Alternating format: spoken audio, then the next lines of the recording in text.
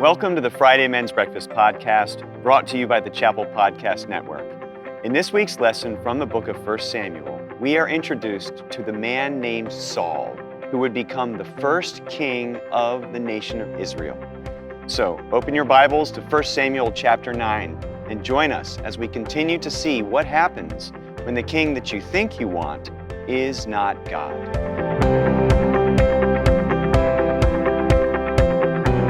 To remind us that the theme for our study for the book of 1 Samuel is that 1 Samuel shows us what happens when the king we think we want isn't God. That is, we surrender ourselves, align ourselves, allow ourselves to be enamored and adore someone or something other than the one true king, that is Jesus Christ, who is the Son of God and King of Kings. And as a way of illustrating this principle and how it plays itself out in our passage today from 1 Samuel chapter 9, I was thinking back to a book written by the author Malcolm Gladwell, and some of you have probably read some of his books. And my wife really got into some of his writings before I did, and then she explained to me a little bit about what he wrote, and I said, that sounds really interesting. And so I read his book, Blink, The Power of Thinking Without Thinking. And some of you are nodding because you've read that book. It's about our instincts and sort of what our gut tells us and what our mind goes to. And he talks about this principle of thin slicing. And chapter 3 of that book is entitled The Warren Harding Error, Why We Fall for Tall, Dark, and Handsome Men. And if you've read the book, you may remember that he writes about how Warren Harding was identified by a sort of political strategist who saw him, I think, as a young senator or a senator in the state of Ohio. He's from Marion, Ohio, and he saw this man, and he thought, that man just looks like he would make a great president. We need to get him into office. And so a lot of resources were put into promoting him and his campaign. And I read online sort of a summary of Warren Harding that goes like this. Dignified, good-looking, deep-voiced, and affable, Warren Harding resembled a Roman senator. Though not known for intelligence, you all laugh, shame on you. Harding was a much-admired Ohio senator who radiated presidential dignity and common sense. Harding was elected president in 1920, and in the words of Malcolm Gladwell, he was, most historians agree, one of the worst presidents in American history. So don't tell the people in Marion, Ohio that, because they adore him. One of my colleagues' husbands is from Marion, and they have a whole Warren Harding museum and everything. But it gets to this principle that appearances aren't always what they might seem. Maybe we could say all that glitters is not gold. And just the appearance of being presidential doesn't make one a good president. And I think about that story because of the text we get into today from 1 Samuel chapter 9, which is really the story of Saul chosen as king. Saul is chosen as the first king of the nation of Israel. And this chapter is really like a great backstory. If you watch a show on Netflix and you learn about the main character's backstory, this is really a fascinating backstory of this person named Saul. And it begins, actually really last week when Dale taught about chapter 8, this begins a series of chapters through the end of the book of 1 Samuel that really deal with Saul, his life, and by the end of the book, his death. Spoiler alert, Saul will die. But to give us a summary of where we are so far, Samuel is serving as priest and prophet and judge over the people of Israel. This is the first nationwide leader of the people since Moses, really. And Samuel is getting older, and so if you remember last week, he sent his sons to go and judge in the southern part of the territory of Israel in Beersheba. And they did not do a very good job. They abused their power. And as a result of that, the people cried out and said to Samuel, "We want you to put a king in place of us." They were tired of bad judges. They were tired of feeling disconnected. They were tired of feeling exposed. in a world where they felt like they needed one ruler, one king to bring everyone together in the nation. And so they demanded a king. And Samuel was hurt and disappointed in this, but God said, don't worry, Samuel, it's not you they're rejecting, it's me. Obey their voice, give them the king. And if you remember, last week Dale pointed out that we can't solve spiritual problems with practical or rational solutions, because their assumption was that a human king was going to solve all their problems and lead righteously. But Samuel tells them, no, this king that you want, here's what he's going to do. He's going to take your daughters. He's going to take your sons. He's going to take your slaves. He's going to take your crops. And he's going to take you. And we learned that human kings take and take and take. But only the true king, Jesus Christ, gives and gives and gives. Still, the Israelites refused to obey or listen to Samuel. And so God said, give them what they want. Give the people what they want. Let them have their king and eat it too, instead of their cake. And so that's where we find ourselves today. And the main idea for this week on your sheets there is that looks can be deceiving. The word there is can. Looks can be deceiving. And demanding our desires is always devastating. It's always devastating. The Israelites will get the king that they want, but this king will not give them what they want. And the events that we find today, it probably took place around 1051 BC. So just to give us some context for where we are in history, for where we are in the book of 1 Samuel, but that is our main idea for this morning. So you'll see on your sheet the structure of 1 Samuel. We'll look at Saul's introduction, Saul's search, that is a search for donkeys. We'll get to that. Then we'll look at the meeting and then the feast by the end of the chapter. So I will read the first two verses of chapter 9 from Saul's introduction, and we will pull some lessons from there. Starting in verse 1. There was a man of Benjamin whose name was Kish, the son of Abiel, the son of Zeror, the son of Bechorath, the son of Aphiah, a Benjamite, a man of wealth. He had a son whose name was Saul, a handsome man. There was not a man among the people of Israel more handsome than he. From his shoulders upward, he was taller than any of the people. So what we find from this introduction is immediately this idea that Saul was that tall, dark, and handsome guy. Saul was the Warren Harding of ancient Israelites. He looked the part. Saul's name means asked of God. And that's appropriate because this is what the people asked of God, right? Give us a king. And so the man that eventually will be chosen is this man Saul. And he fit the mold. We find that his ancestry is listed out to 7 generations. And he comes from the tribe of Benjamin. And that is noteworthy because the tribe of Benjamin was often known as the tribe of valiant warriors. It was a small tribe, but a mighty tribe. And often great men of valor and warfare came from Benjamin. Interestingly, in the New Testament, the Apostle Paul, whose name was originally what? Saul, probably named somewhat after this man Saul. Does anyone remember which tribe the Apostle Paul, formerly Saul, came from? Benjamin. And so you see an incredible lineage there, or at least a tribal lineage. But we find here with Saul, he came from this tribe of Benjamin, and his father was Kish, who is described as a man of wealth. This is also a way to say he was a man of valor. The word could be translated both ways.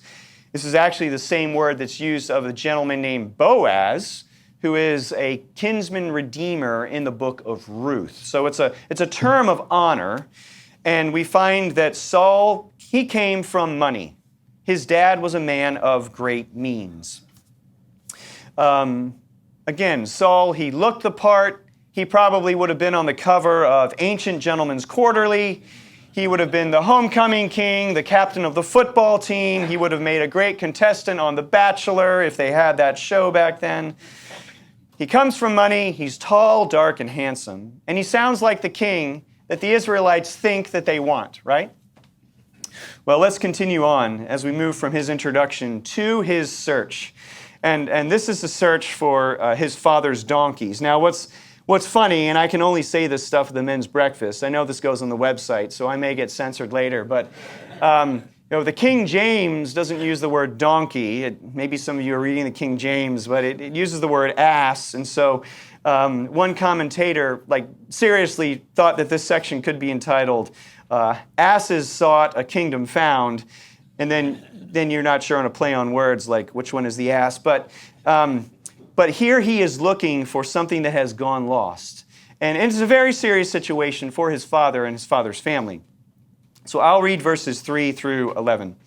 All right. Now the donkeys of Kish, Saul's father, were lost. So Kish said to Saul, his son, take one of the young men, that is one of their servants, with you, and rise and go and look for the donkeys. And he passed through the hill country of Ephraim and passed through the land of Shalishah, but they did not find them. And they passed through the land of Shaalim, but they were not there. And then they passed through the land of Benjamin, but did not find them. When they came to the land of Zuph, Saul said to his servant who was with him, come, let us go back, lest my father cease to care about the donkeys and become anxious about us. But he, that is the servant, said to him, behold, there is a man of God in this city, and he is a man who is held in high honor. All that he says comes true. So now let us go there. Perhaps he can tell us the way we should go.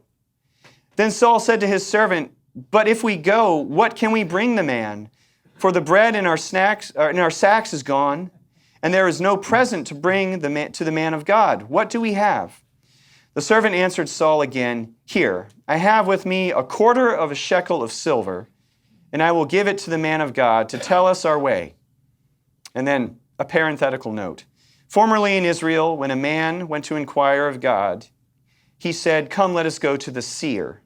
For today's prophet was formerly called a seer. And Saul said to his servant, well said, come, let us go. So they went to the city where the man of God was. You have on your pages, because I know that any true Friday men's breakfast cannot be a true Friday men's breakfast without a map. You have a map, but the map is not necessarily super helpful. I just put it in there because I know you miss them. But that oval in the middle might indicate the general region where these donkeys may have been lost and where Saul and his servant may have been looking. It's not exactly conclusive where some of these cities and places mentioned are, but this is generally in the area of Ephraim and in Benjamin. So it's north of what would eventually become Jerusalem. And so they are looking, and they look in several places. And we find out later in the text that they were looking for 3 days. But the task is find the lost donkeys. And you should know that donkeys in the ancient world were sometimes associated with royalty or nobility. That's why we have Jesus on Palm Sunday in the triumphal entry, riding on a donkey. But they were important beasts of burden. And so this was actually a big economic loss for Saul's father.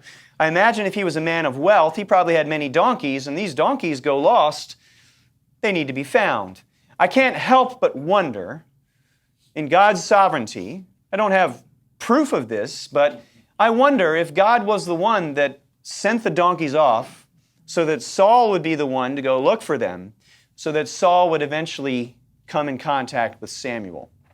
It's a hypothesis, but I think it's possible. So they travel around, and what we find is that their search was extensive but futile. They did not find the donkeys. And then Saul begins to get a little concerned. And this is where we begin to maybe see a bit of Saul's personality, a bit of his maybe insecurity and sensitivity. I told Dale the other day, I don't want to spend a lot of time psychoanalyzing Saul, because that's what people who write popular Christian books do. They take a biblical character and then they start imposing some sort of psychological analysis of the person that that maybe we don't necessarily have from the biblical text. And Dale said, Hunter, don't waste your time psychoanalyzing Saul. If you do that, you might as well write a book. But I'm not going to do that. But I do think the text gives us the ability to see that Saul was maybe a little concerned about what his father was thinking. And he would eventually become someone who was very concerned with what other people think and think about him. But Saul was concerned about his father's own anxiety. Like, he's probably not worried about the donkeys anymore. He's probably wondering where we are. And maybe Saul was more worried about the fact that, hey, we don't have any food left. We're going to starve out here. We don't know. He could be genuinely considerate of what others think. But one way or the other, his servant says, wait, there is a man of God who lives in this city. And for that point, we can probably assume safely that this was the city of Ramah, that Samuel lived in most of the year, and then he would go out on his circuit to the different cities. So this is probably the city of Ramah. And there's a fourfold repetition of the term man of God in here. And so he says that whatever the man says comes true. So the servant clearly knew that Samuel, he doesn't call him by name, but he at least knew of his reputation, can probably help us on our journey to find these donkeys. And when he says that every word that he says comes true, I'm reminded of a few chapters earlier where we read in chapter 3, verses 19 and 20, how Samuel's prophetic ministry began. And Samuel grew, and the Lord was with him, and let none of his words fall to the ground. And all Israel from Dan, that is in the north, to Beersheba in the south, knew that Samuel was established as a prophet of the Lord. So certainly Samuel's reputation preceded him. And the servant said, we probably should go and find him and see what kind of help he can offer us. The one problem they had is that they did not have a gift, which was sometimes known as an interview fee, that you might take to a prophet to kind of give a thank you for telling us this truth that we need to know or which way we should go. Come to find out, all they really had left in them, it was sort of like the last 2 pennies in the pocket that they could rub together, was a shekel, or about 3 grams of silver. They didn't use coins at this point, so it was more like trading the actual metal. But they had a little bit, and Saul says to his servant, hey, good job, you have said something good, let's go find this man of God. So now I'm going to read verses 11 through 14 as we come to this moment where Samuel and Saul meet. So, they'll meet in the next section, but this sets this up. So verse 11 through 14. As they went up the hill to the city, there they met young women coming out to draw water, and said to them, is the seer here? They answered, he is. Behold, he is just ahead of you. Hurry, he has come just now to the city, because the people have a sacrifice today on the high place. As soon as you enter the city, you will find him, before he goes up to the high place to eat. For the people will not eat until he comes, since he must bless the sacrifice. Afterward, those who are invited will eat. Now go up, for you will meet him immediately. So they went up to the city, and as they were entering the city, they saw Samuel coming out toward them on his way up to the high place. Interestingly, just a note, guys, Saul was humble enough to ask women for directions. I don't know if you picked up on that, but I have learned over 23 plus years of marriage, it is okay and good, and sometimes the right thing to ask my wife for directions. So he asks these women, where is the seer? In other words, where is this great man of God? And they say, hurry, you can still catch him. Now, Samuel was old, so I'm imagining Samuel's not exactly fleet of foot here. So I guess they would probably be able to catch up with him easily. But what they were saying is there's this rite that's going to happen. There's this sacrifice that's going to be made. And Samuel, as the prophet and priest, he's got to bless the food and help get things prepped for this sacrifice. And then afterwards, they're going to host a feast for those who are participating. And what we find is that this term high place is repeated 5 times. It's a few times here in these verses and then a few times in the next section. So this is really this transition as these women say, yeah, you can still catch him. He's there. And as they go up to Ramah and they're approaching this high place, they see Samuel coming towards them. Now we get to the next section, which is the meeting on the back of your page. And what's fascinating about this is we get even more of the backstory of what God was doing and what God was communicating to Samuel from his end before this meeting would take place. So I will read verses 15 through 21, and then we'll make some more observations. Now, the day before Saul came, the Lord had revealed to Samuel, and that word literally revealed is he had uncovered the ears of Samuel. In other words, God had held nothing back. He told Samuel exactly what he needed to know and exactly what he wanted him to know. In verse 16, God says, "Tomorrow about this time I will send to you a man from the land of Benjamin, and you shall anoint him to be prince over my people Israel. He shall save my people from the hand of the Philistines.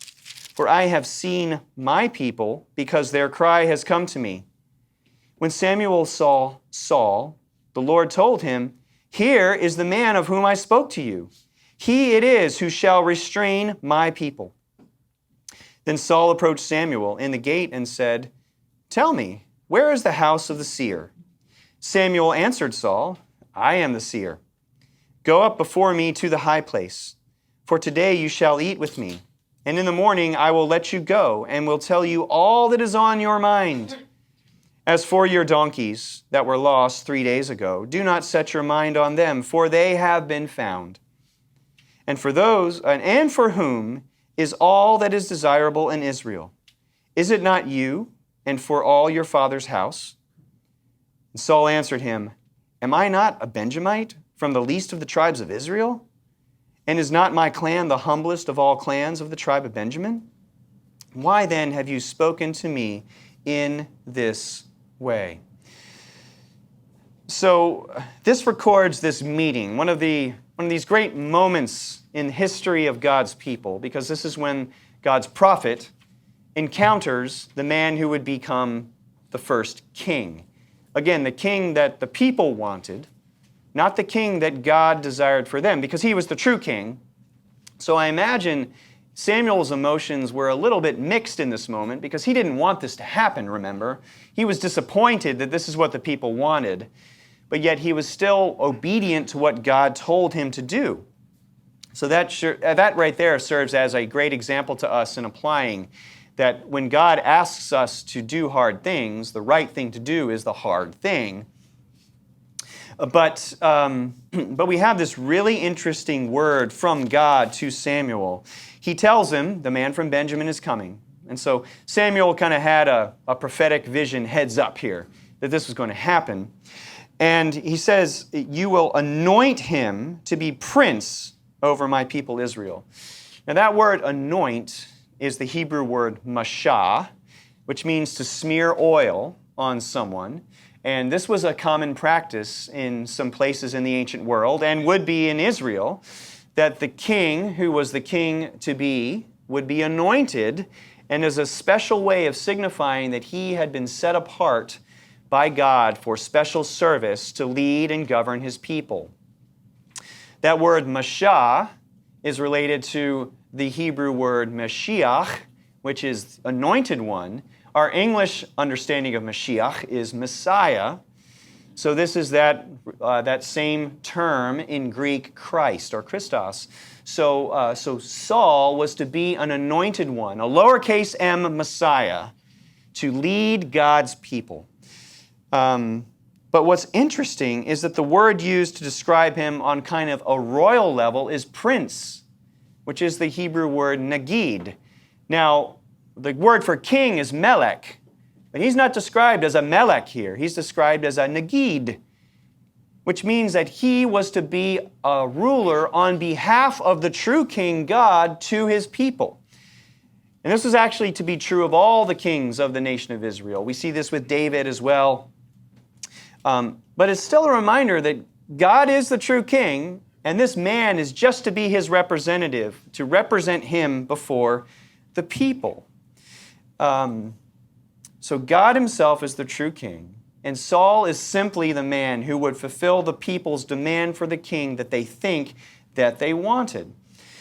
What we find interestingly here, and I love highlighting and circling terms that are repeated in the Bible, it's a great Bible study tip, is that the term my people, which in the Hebrew is ami, is repeated 1, 2, 3, 4 times in these verses 16 and 17. And what this shows is that who still owns the people? Who is still the king of the people? It's God. And even though they have rejected him, he has not rejected them.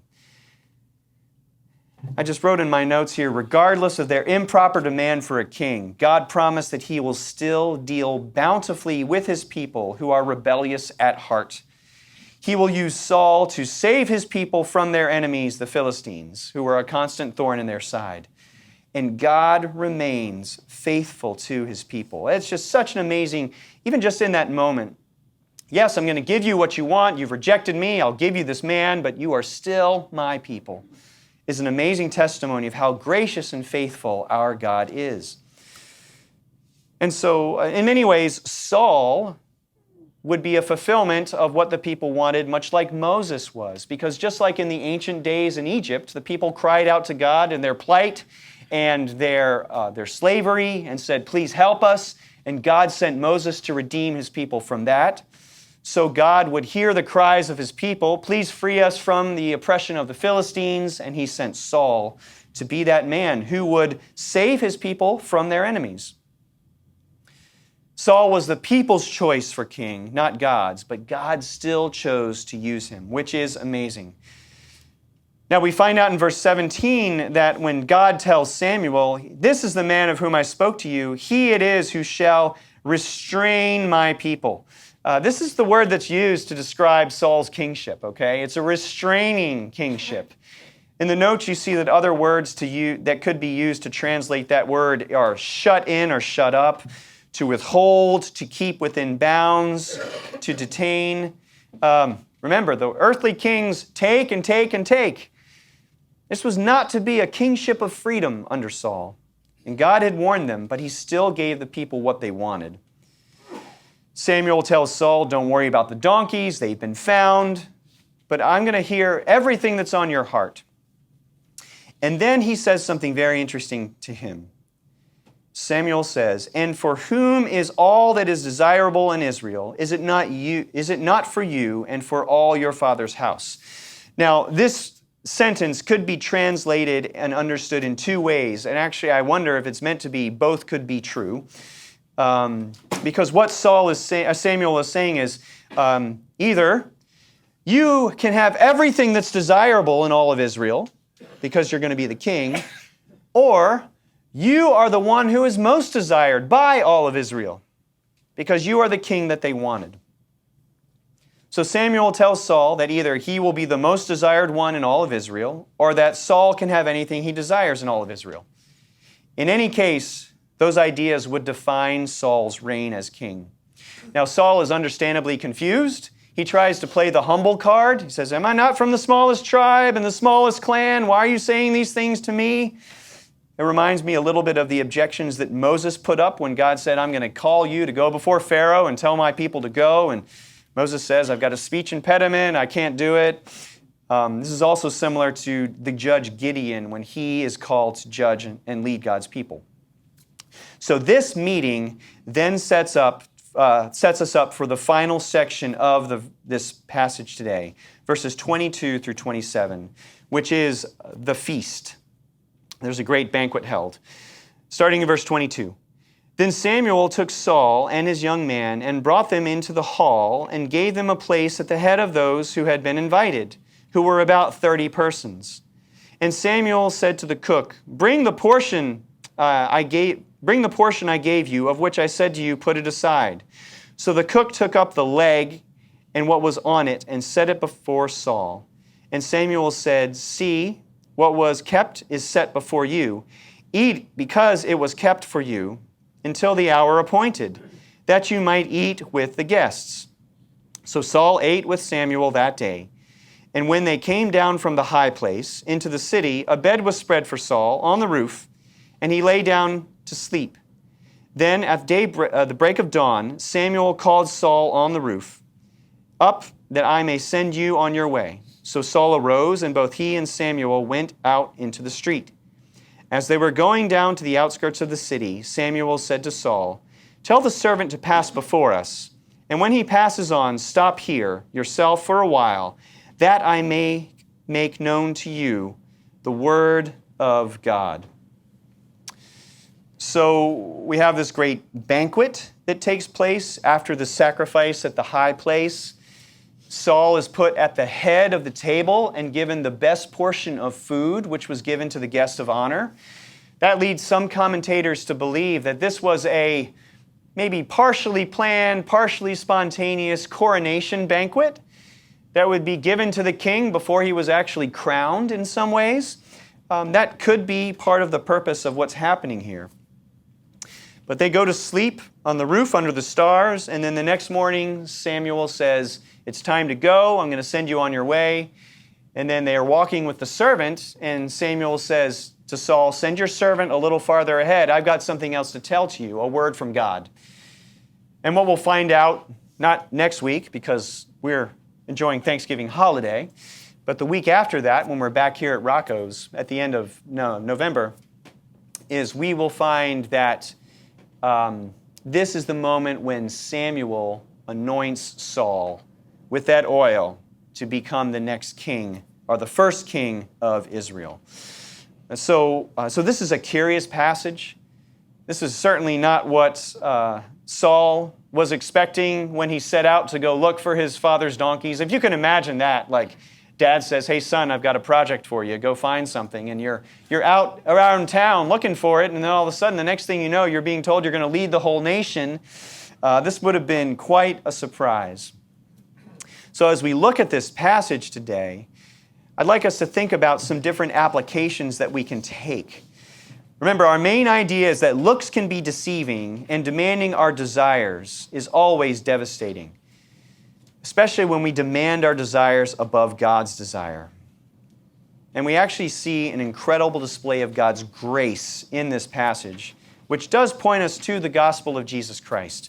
But one principle for us to consider is, do not be fooled or enamored by the pursuit of worldly strength.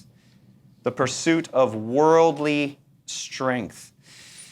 And we think about that as Saul is described as this tall, dark, and handsome man. And hey, there's nothing wrong with being tall, dark, and handsome. I will never know that problem. But the world tells us that that is what's most valuable. The world tells us that beauty and attractiveness and wealth and power, these are the kinds of kings that we want. These are the kinds of values that we must have. But in the end, they will always disappoint. Remember Warren Harding? So I confess at times I am enamored with the thrill and the glitz of Hollywood and the stars and their lives and the athletes that perform amazing feats on the court and on the field. And now we're in this incredible moment of collision where most of America doesn't even know what to do, where we have one of the most popular pop icons, her name, by the way, is Taylor Swift, who happens to be dating one of the greatest football players, tight ends in the history of the game, whose name is Travis Kelce of the Kansas City Chiefs. And I admit, I'm a bit enamored by this thing. And it's okay to say, wow, that's interesting. But if my heart is drawn to that as what's really valuable and important, and by the way, I hope they do well. I mean, I hope they come to know Jesus if they don't. I hope they get married and have family, because both of them have had lots of issues settling down with different relationships. I would want the best for them. But I know that ultimately, when we look to what the world tells us is valuable and important and strong and good, we will ultimately be disappointed. And it can ultimately be quite costly for us. We're told that Samuel is told that Saul's kingship would be restraining and painful, and it would be an extremely difficult era for God's people, and it was.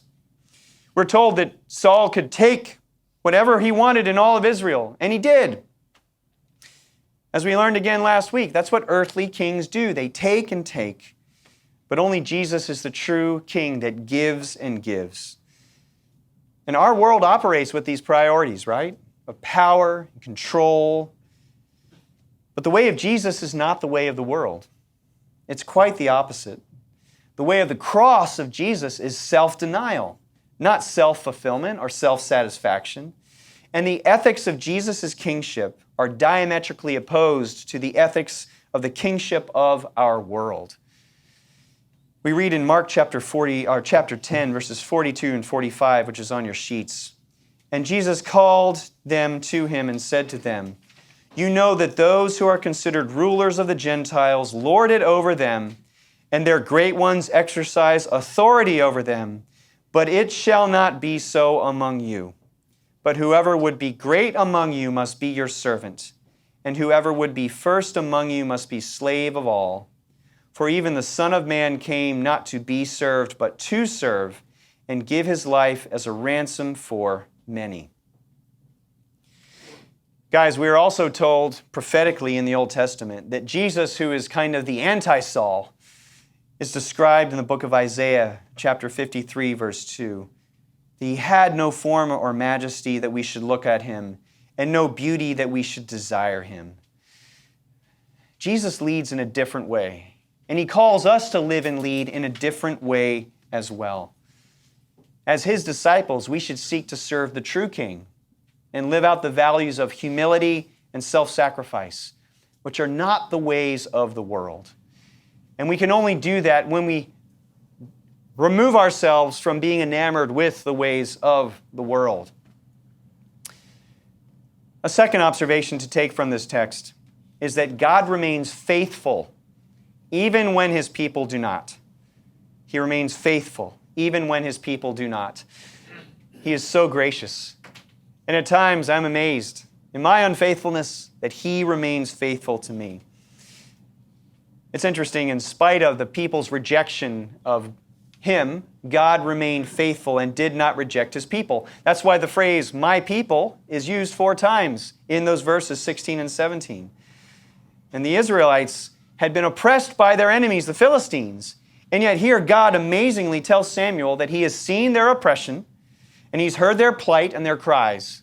And he is going to raise up their choice of a king, not his, to accomplish his work of salvation. If you catch that, that's pretty amazing. That's pretty amazing that God would do that. He is always faithful, and his faithfulness is expressed in some amazing ways. God even uses broken instruments, because Saul was a broken instrument. On the outside, he didn't seem that way, but he was broken on the inside. And God uses broken instruments, even like you and me, to accomplish his kingdom work, which is incredible as well.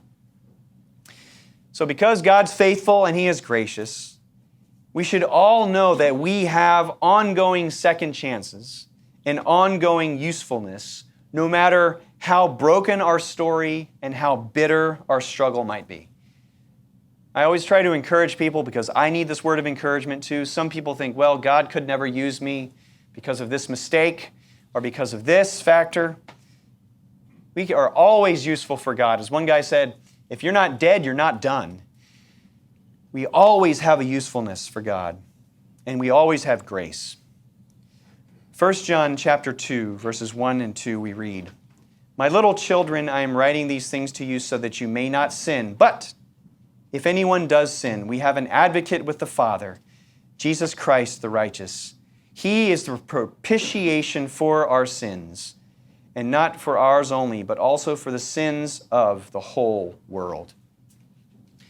I want us to be encouraged by these truths this morning as we think about this passage, as we think about heading into a wonderful Thanksgiving holiday with family and friends. Remember, our main idea is that looks can be deceiving, and demanding our desires is always devastating.